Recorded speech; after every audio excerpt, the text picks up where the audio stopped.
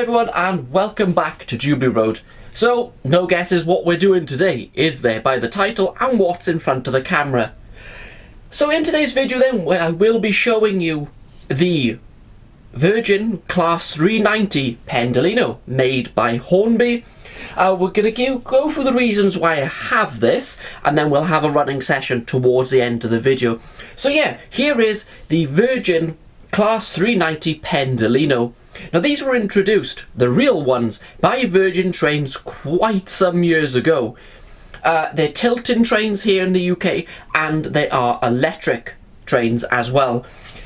So this is Hornby's model of it. Now Hornby's model of this has been out for a long time. Now if you know when these original ones came out here in the UK, please pop it in the comment sections below, because I have absolutely no idea when these were originally released. These still can be found on the network today over on Avanti West Coast, because Virgin Trains is no more, so Avanti West Coast still run these. So we're going to have a quick look at the model to see what it's like. Let's go and have a look. Here is then a quick look at the set itself done by Hornby. So straight off then, yes, we do have directional lighting, and as you can see the lights are on now, so that means this has a decoder fitted, which it does. So this is the front driving car. The livery's done really rather well actually on these. It's a very striking livery and always was in real life. Definitely a nice splash of colour. You can see the number there on the white stripe, shall we say, is 390012, and the Virgin livery there is painted, or logo should I say, really well there on the side of these. They don't really have much interiors to speak of, because the windows are very, very black on these, probably more so than they are in real life. It does have, obviously, a motor, which is in this area, and it drives these bogie here, not the front end, only this. It is fitted with traction tyres. I know a lot of people don't like that, but I'm not bothered if it has traction tyres. Really, it seems to run really well with them. What kind of motor Hornby put in these, I couldn't say. Would it be a 3-pole motor? It is possible. I'm not too sure. You got the doors there with the really nice cross hatching effect. Is that what you call it, or stripes? And you do have the passenger information screens there on the side as well. Obviously on this model they don't work. Maybe if they retooled it, I wonder if they would. Do you think this model needs a real tool? Just tell me in the comments. It might. So this is a 10 coach set I have here.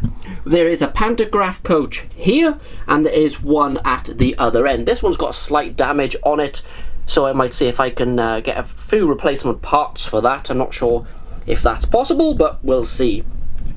Now in real life, I think these have 3 pantograph coaches, or I've seen some of them with that. So this isn't a very prototypical set in a lot of ways. So let me know, do these have 3 pantograph coaches on the 10 or 11 car sets? I believe they might. I also don't really mind what numbers the coaches that are on these. They're probably mismatched and the same or whatever. I just wanted a really nice set. So this is not very prototypical at all for what these run, but I just love watching this running around the layout. So normally when you buy these, they only come with that single motor here, but really lucky to me, this has 2. There's a motor at this drive car, and if we spin all the way over, you can't see it unfortunately because it's under the tunnel at the moment, but there is a motor in that end as well. Both digitally fitted, by the way. They don't come like that if you buy the starter set for these. It's just the one motor. I picked this up from GLR Bespoke Services a while ago for virtually no money at all. I think they just wanted to get a shot of it, and lucky to me, it had 2 motors in it. What are the chances of that? So overall, it is actually a really quite nice model. Very basic, by the way, in design. It's all very plasticky, and it feels, you see, yeah, it feels really quite cheap, doesn't it? It does have a party piece. The model does tilt when it goes round the curves like the real one does. Now these do command quite a lot of money second hand. I think the reason is because people think they're quite rare, they'll charge more money. But just one thing, if something is rare, doesn't mean it's worth a lot, and unfortunately that's the case with these. Don't get me wrong, yeah, it runs well, it looks good, but it's just quite a cheap model.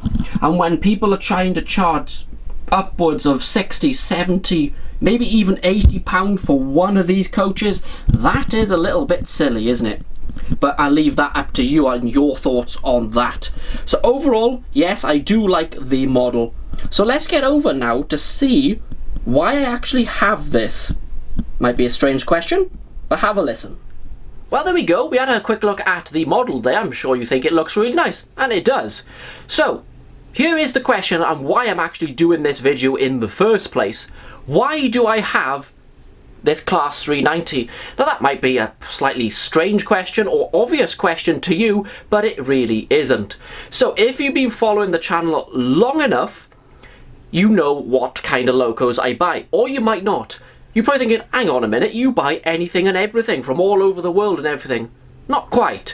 When it comes to the UK, especially the modern image stuff, I try to stick what I see in my local area, which is South Wales. Obviously you knew I was from Wales, didn't you, from this accent? I think you picked that up by now.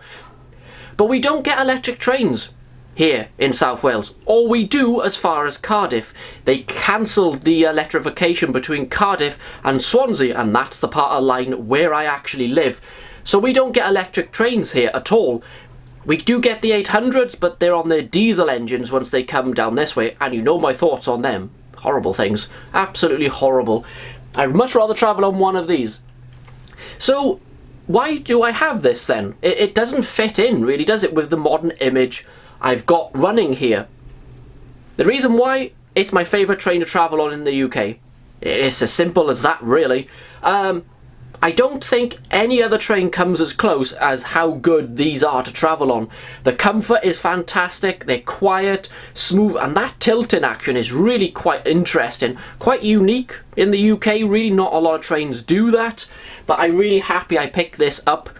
Do you think there's any other trains that rival these as an overall experience? Possibly the HSTs, but they don't really run much here in the UK anymore, so this is the one left and it's still running. I can't think of another train in full service now on the modern railway that quite beats the comfort and how nice these are to travel on. If you think differently, yeah, please put in the comments, it'd be good to hear from you. So yeah, that's why I have it. And that's why I basically made this video. So what we're going to do then, sorry it's been too much talking and you're probably thinking please shut up and run the train. Well, that's what I'm going to do. I'm going to run it around the layout, high speed at points obviously, and we'll get a number of locations all around the layout for you. So thank you very much for joining me here at Jubilee Road, having a look at this Class 390 and why I have it. So I will leave you now with the running session, so I'll be back here at the layout or out on location very soon. Bye everyone.